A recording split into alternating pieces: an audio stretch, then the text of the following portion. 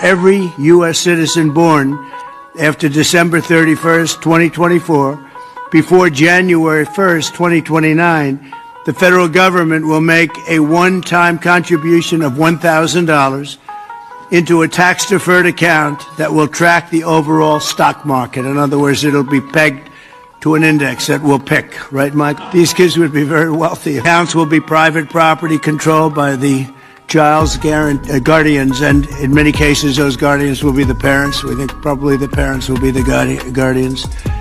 They'll be open for additional private contributions each year from family, friends, parents, employers, churches, private foundations, and more.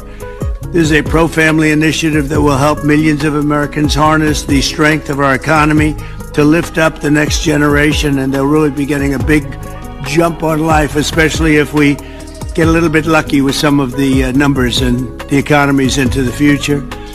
In addition to the substantial financial benefits of investing early in life, extensive research shows that children with savings accounts are more likely to graduate high school and college, buy a home, start a business, and are less likely to be incarcerated.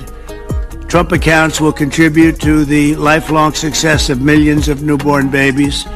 They are fully, and this will be very interesting, I think, for everybody to hear, they are fully funded through targeted reforms in the One Big Beautiful Bill, like the $1.7 trillion in mandatory savings, welfare reforms to stop waste and fraud, a 3.5% remittance tax, and more.